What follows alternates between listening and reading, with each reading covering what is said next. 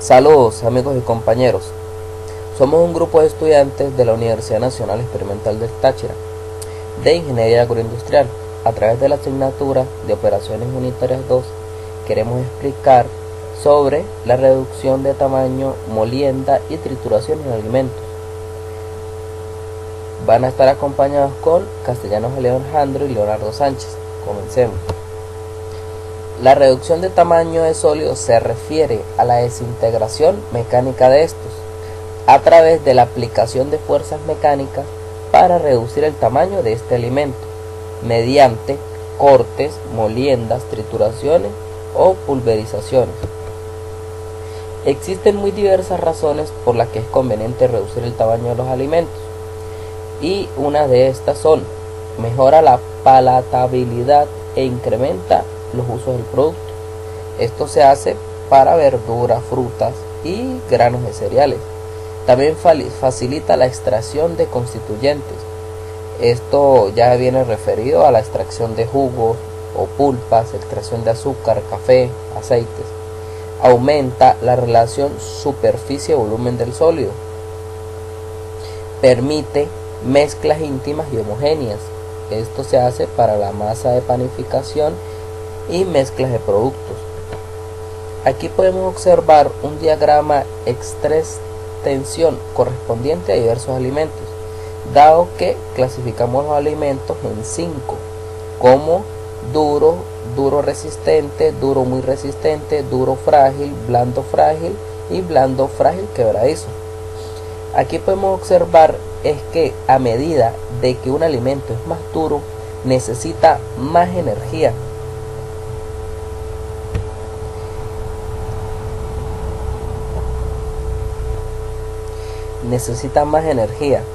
Entonces aquí podemos ver como, por ejemplo, el alimento 1, que es el duro, resistente y quebradizo, tiene un punto de ruptura demasiado elevado. O sea que quiere decir de que sufre bastante estrés para poderse quebrar o poderse romper.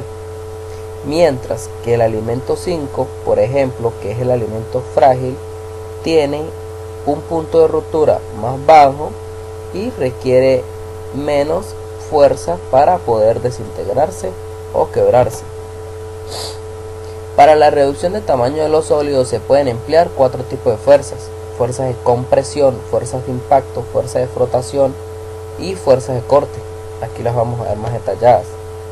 La fuerza de compresión se utiliza para reducir los sólidos duros a tamaños más o menos grandes. La fuerza de impacto se utiliza para reducir los tamaños a medianos o finos. La fuerza de frotación o cizalla se utiliza para producir partículas finas, y la fuerza de corte se usa para obtener tamaños y formas definidos o eliminar partes del sólido. Aquí tenemos diferentes tipos de alimentos y la diferente tipo de fuerza que requieren para reducir su tamaño. Por lo menos en alimentos cristalinos, la fuerza ideal sería fuerza de compresión. En alimentos fibrosos debería ser una fuerza de corte, así como una combinación con fuerza de impacto y cizalla. Y en alimentos blandos sí, fuerza de cizalla. Dentro de la reducción de tamaño tenemos diferentes equipos que generan esta reducción de tamaño. Para alimentos húmedos tenemos cortadoras, despulpadoras, extractores de jugos, desintegradoras, molinos de carne, ralladoras. Esto se hace para carnes, pollos, frutas, hortalizas, quesos, pan. En alimentos secos tenemos trituradoras y molinos.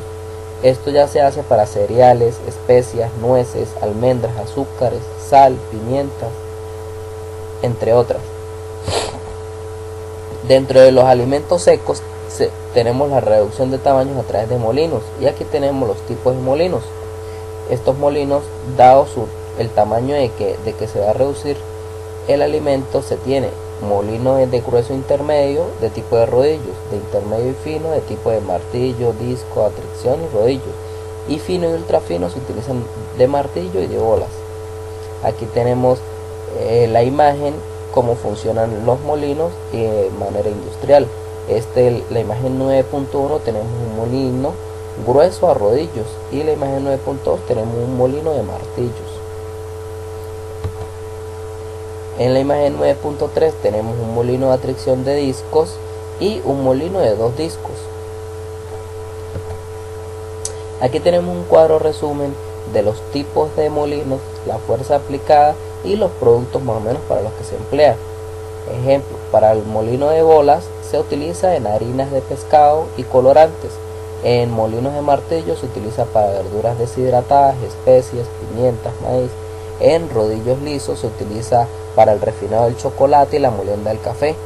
En rodillos estriados se utiliza para la caña de azúcar y el trigo. Molinos de discos se utiliza para la producción de maíz, de trigo, cacao y todo eso.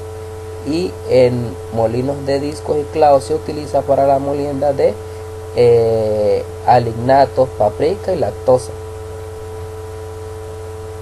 Aquí podemos observar las diferencias entre la molienda seca y la molienda húmeda, dado su objetivo y los productos obtenidos. En molienda seca el objetivo es la separación de partes anatómicas del grano endospermo.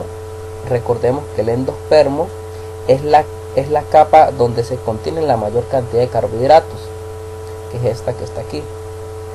El germen y el pericarpio. El pericarpio ya sabemos que es donde se encuentra todo el salvado y todas las partes más, toda la cantidad de proteínas y de vitaminas en el grano.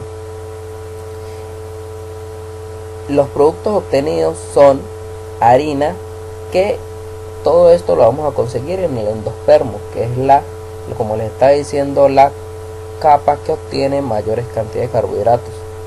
Mediante la molienda húmeda tenemos que se refiere a la separación de componentes químicos de los granos de los cereales, almidón, proteína y fibra. Para así nosotros obtener almidón, gluten, proteínas y fibras por separado lo más puros posibles. Ahora bien, otra forma de reducir el tamaño de los alimentos es el tamizado.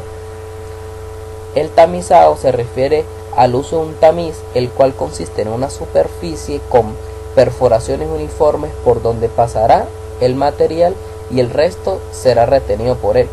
Las cantidades grandes quedan arriba, las cantidades bajas, más pequeñas, van a pasar a través del tamiz, y pues así se va a ir clasificando la granulometría de los alimentos. Aquí podemos tener tamices giratorios, los cuales van girando, como podemos observar aquí.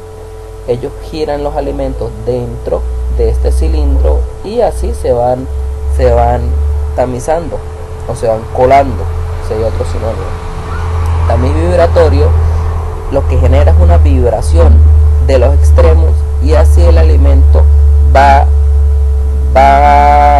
descendiendo hacia la superficie. Aquí podemos observar, ya para finalizar, el diagrama de flujo de la reducción de tamaños en gramos a través de la molienda seca. Aquí tenemos cómo pasan los alimentos mediante todos los canales que deben seguir para terminar ya bien finos o molidos. Primero ingresan los alimentos, como podemos observar aquí, la carga bruta. Estos son ingresados hacia una trituradora grosera o trituradoras grandes de mandíbulas. Luego se genera una trituración intermedia a través de rodillos o trituradores, y luego estas pequeñas partículas van a una molienda fina a través de molino de bolas, como ya hemos dicho. Y asimismo, cada vez de que no se genera la granulometría especificada, se van reciclando hacia una parte posterior del ciclo, como aquí podemos ver. Para la molienda húmeda también tenemos un diagrama de flujo, y lo único que va a variar con la molienda seca es que hay una aplicación de líquido.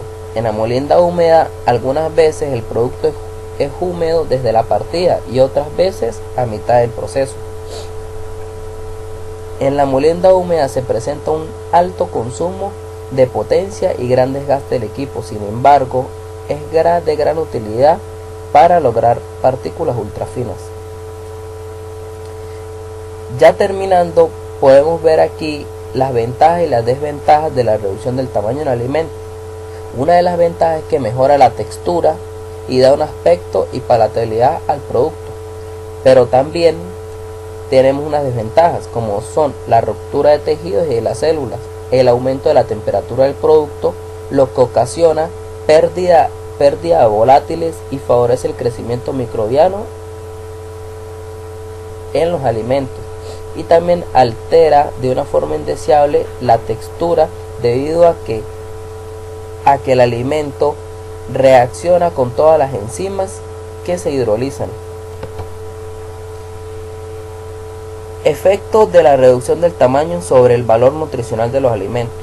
El incremento en la superficie de los alimentos puede provocar algunas pérdidas de valor nutricional, por la que los ácidos grasos, las vitaminas liposolubles, así como pérdidas de vitamina C, tiamina en frutas y verduras durante su corte y despulpado.